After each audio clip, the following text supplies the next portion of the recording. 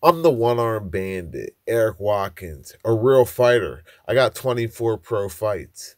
I fought Roy Jones Jr., I fought Sullivan Barrero, and I fought New York's own Shawnee Monahan. My official pro boxing record is 12-10-2. Really 16-8. But robberies, but who's counting? Those fighters know who they are.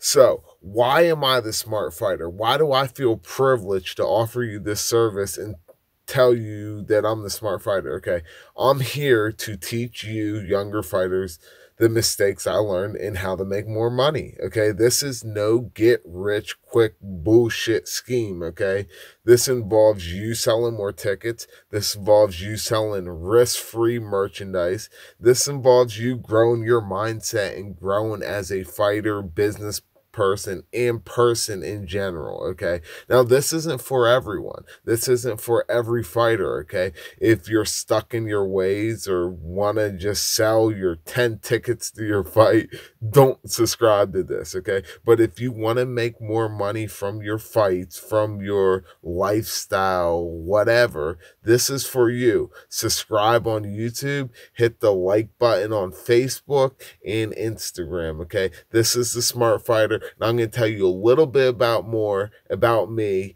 right after the intro. One. Anything I know is you ain't built like this. Hit so hard, make the brain stay quick. I ain't no fraud, no gangster or goon. I just wanna accept disrespect or lose. Now follow me to greatness, show you what it takes. Show you how to use curse, show you how to hit. Hungry for more like a Lloyd Banks playlist. Still like the only person not up in the mix.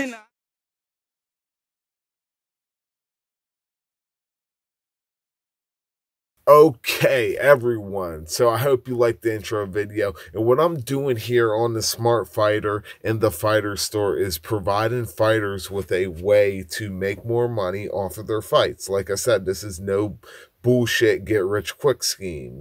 This is you selling risk-free t-shirts and risk-free leggings and hoodies to your fans. You selling more tickets and sponsorships to your fans, by using these proven strategies and tactics that I used and that other fighters use, and I see them balling out with it, and taking Facebook pictures with everyone. It works. Okay, it works. That's a guarantee.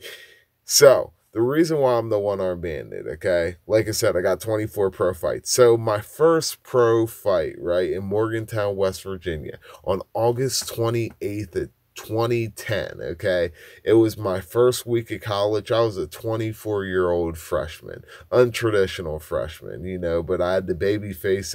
They were talking to me like I was like straight out of high school. Pissed me off, by the way. Side story. So boom, all summer, from about May to August, we work on not throwing a wild right hook because that's what I love to throw. I had juice in that right hand. I hit people, bang! With that right hook, that was my shit, hitting tone with a wild right hook. And when it landed, it was devastating. I knocked people out in the amateurs with wild right hooks. So we worked on not throwing it, and I would throw it with a straight arm, right? And if you can see that right there, you can see that scar. So we work on that all summer long, not throwing a wild right hook. And I have to emphasize that, right? How fucking stupid it was, okay? My actions. But, and how can I call myself the smart fighter? But you're about to hear. So, so all summer long, we work on not throwing a wild right hook. I'm not shitting you, right? The first round, guess what I do? I throw a wild right hook, right? So my arm wrapped around the guy's elbow and shoulder. He had it up like this, right? His left arm up like this. Wild right hook came around. It went around his elbow and shoulder. I swung that shit so hard because I knew he was hurt. It was the first round. I should have been more patient, blah, blah, blah. And I broke my fucking arm, right? It hurt. I knew it broke. People in the front row knew it broke. Like, it was broke. It made a loud, like, if you ever heard a bone break, like, it made that sound. It sounds like you slamming a cinder block against a hard concrete floor, right? So it made that sound, right? So I knew it was broke. I got footage on here to prove it was broke, and prove this actually happened, right?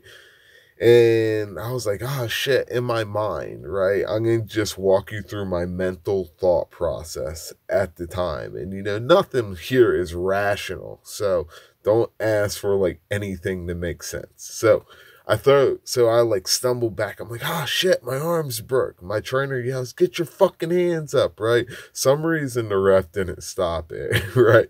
But I'm actually good friends with him now. He's good people, So, he didn't know it was broke. So boom, I go back to the corner. And in my mind, I'm thinking, I got a broken arm. I can't fight a boxing match with a broken arm.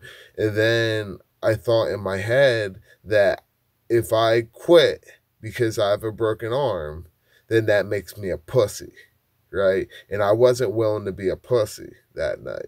Like, the crowd was going crazy. There was a whole bunch of pretty girls in the crowd.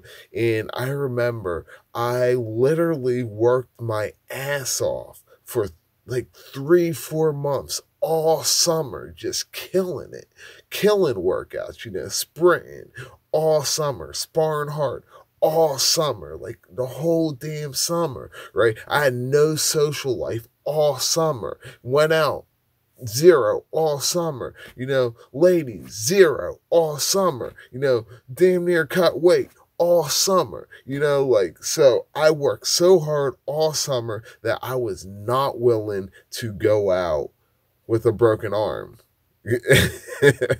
As dumb as that was. So my boxing trainer, Mac, Sunnyside kid, he starts unwrapping the tape in between round 1 and round 2, right? He starts unwrapping the tape off of my glove, right? And then right then in my head, I was like, I can't fucking quit. I was like, I'll fight him with one arm. Oh, I said, really? I said, I'll kick his ass with one arm, right? And he's like, okay. And then he stopped. And then that got him hyped up. It got every Chad and Jim hyped up in my corner and all that shit, right? So they told me to throw 2 left hooks, two low left hooks, 2 high left hooks, and jab the shit out of him, right? Just bang, bang, bang, jab, And I remember watching Arturo versus Mickey Ward, I think it was the second fight where Gotti breaks his right hand in it, and he throws like 6 left hooks and like 7 jabs in a row and goes back to like 5 left hooks. And, I just remember that. And, another thing we did in the gym was, whenever you hurt a hand or whatever, you just work out with the other hand twice as hard, right? And I'll get more into that in other videos. So, boom. I think my opponent's name was Roy Fitzgerald. He never fought again, right? So, so boom, I go out there, right? I'm like, I kick his ass with one arm, right? And here's a quick side note. The doctor tried to put his hand, it was my right hand, right? In between the round, he tries to put his hand on my glove to like inspect it. And and I have to just like play cool and shit, right? And Max was just like waiting for it. And this all happened within the matter of a second, But in my brain, shit slows down in these critical situations where it's like life or death, it slows down. So the doctor reaches up to grab my glove, right? And Mac's just waiting for him. As soon as he gets his hand, Mac like bitch Max his hand out of the way, like in a very disrespectful manner. And then the doctor's like, I'm the doctor, I can touch his glove if I want to. And Mac's like, don't, they're talking shit back and forth, whatever. And then, the doctor gets his way, but the doctor didn't stop the fight. Every round the doctor examined my glove and my hand, and I just had to play cool with that shit. You know what I mean? So boom, I go out there and I chase the guy down. It was a 4-round fight. I didn't like back off. I went out and pursued the action with one hand, They told me to try to throw a right hand, and I got it a little out there, but it just freaking, It was like rotating. I broke my radius, right? That's your weight bearing bone. Or it might be your non weight bearing bone. Either way.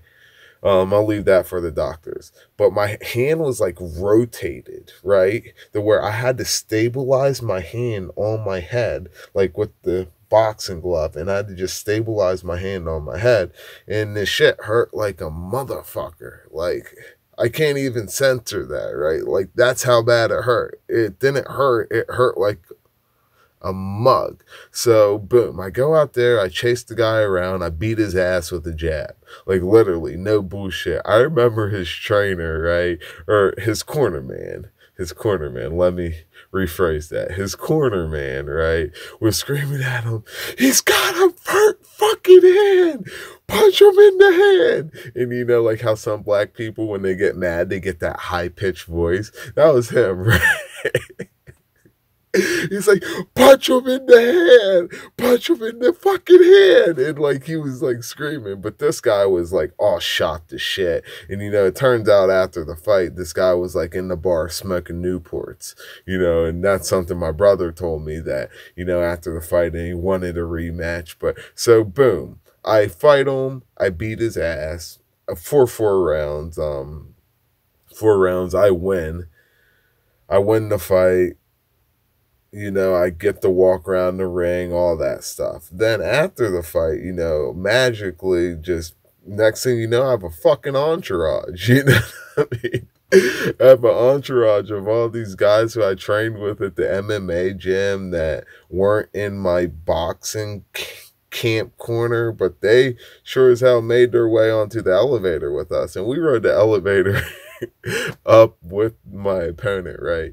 And my opponent had the nerve to say the dumbest shit on the elevator. And I remember this, right? You remember like pivotal moments of your life, like you remember every bit of it. So on the elevator, my opponent says, I took it easy on you because I knew you had a hurt hand. And I mean, the shit was just dead silent. I was there with his camp, you know, my camp, my entourage was all there. So we go up to the locker room, right? My arm's fucking broke, you know, like the adrenaline's still surging, but you know, the shit hurt during the fight. So boom, we're in the locker room, you know. So you know, I didn't have a girlfriend at the time, and my mom was there, you know, it's my pro debut. So guess who they go and get? They go get my mommy. So my mommy comes up to the locker room, right? She ends up driving me and taking me to the hospital that night. So one guy in the locker room who I trained MMA with, he's like, you're the one-armed bandit. I was like, I fucking love that name. I'm the one-armed bandit. You know what I mean? Like, you can steal a fight with one arm. And ever since then, I was like, that's going to stick, and I'm going to use that name, and that stuck. And then they wrote a newspaper article about it in the paper. You know, they didn't have a good videographer at the fight, so you got my mom with the digital camera. Or no, I think, yeah, Brad Cooper had a camera set up, but I don't even know if I had that fight from his standpoint. I'm sure he still has it. But yeah, that's the story behind the one-armed bandit. So, and it was hard as hell to fight through that, okay? That wasn't no easy ass feat. Okay, I knew my arm was broke as soon as I broke it. Okay, it hurt like it was broke as soon as I broke it. Okay, so, but I just had to mentally get through it. So that's how I know in the last video I dropped, I talked about distinguishing in between hurt and injury, okay? And this was obviously an injury that I was able to fight through, okay? And I don't expect everyone to do that. You know, I've heard from some people say like they broke their hand in a fight, and some people breaking bones makes them vomit. I've never heard of that until they said that. It doesn't do that to me, but I'm sure that can happen. You know, literally, whenever it gets down to it, you can use my story and be like, I heard of this one crazy motherfucker that want to fight with a broken arm, you know, but that's really what it is. and it came down to how bad I wanted it, okay? And I really wanted it bad because I went all summer, like all summer, hungry, mad, hot, cutting weight, I literally pushed my limits all summer, ran so hard I had to shit myself. You know what I mean? I didn't like have an emergency and like shit myself on the track or anything. But as soon as I got back to the gym, that was open kablooey on that toilet, baby. So, that's why I'm the one arm bandit. And what I'm going to do on this Smart Fighter channel is share stories with you, tell you how I made money, a lot of money. I'm going to tell you how other fighters I know made a lot of money. I'm going to tell you a little more inner workings of the fight game, which it should hopefully be preaching to the choir for some of you guys, but for a lot of you guys, you don't know this until somebody tells you it, okay? And some of you guys don't have knowledgeable people that know this stuff in your corners, in your gym. So I'm going to tell it to you, okay? How it is. What else? And this should be preaching to the choir, it really should be, but I'm going to talk a lot about mindset, motivation, drive, whatever you want to call it, whatever you want to use. I know motivation's crap because as soon as the motivation's gone, whatever, blah, blah, blah. But motivational videos got me through. So maybe motivational videos sparked my drive, whatever, whatever you use to bake your cake, okay? But mindset wise, like you should really develop a hardcore ass mindset, not no little weak ass baby ass mindset. If I had a weak ass baby ass mindset, I would have never won that fight, okay? I would have broke my arm, quit right then, and probably never fought again, to be completely honest with you. So, and another thing, to be completely honest with you, I still got plates and screws in my arm. And every time sparring, hitting the bag, punching somebody, if I landed a good, straight, clean right hand, and by the way, I learned how not to throw a wild right hook, but if I landed a good, clean, straight right hand on you, that shit hurts still to this day. Okay, so it limited my power throughout my pros. I'm not making no excuse. I'm really not, because I messed up by throwing that right hand in the first place. But that's just the real deal, So the moral of this story: don't throw stupid ass right hooks. You'll break your arm. Okay. If you do break your arm or get another bone in your body broke, you can still fight through it, okay? It's just going to be extremely hard. And I'm here to tell you how to make money, make you grow as a human, as a fighter, as a business person, make your mind grow. And I'm here to help you kick some people's asses. So, like I said, if not everyone wants to buy into this whole you can accomplish anything with your mind thing, and that's good, that's good for you, that's good for me, that's good for the 1%, the 5%, whatever, that's good for us. It's not good for everyone else. There's like folklores like, did Davy Boone or Davy Crockett really kill a bear with his Bowie knife, or David Bowie kill a bear with his Bowie knife? Did the guy from the Revenant, kill a bear with his bare hands and crawl himself out of the woods? And they probably did, like if there was a video there, they would have been like, yeah, that shit really happened, but that guy's 1 out of a million, 1 out of a billion, whatever. But really, when you put your mind to it, there's really no limit to what a human being can do. Okay, so another thing before I leave on this video, since you know why I'm the one-arm bandit and how I got that name and why I feel comfortable telling you this stuff as the smart fighter. Like I said, I got 24 pro fights. My last fight was Roy Jones.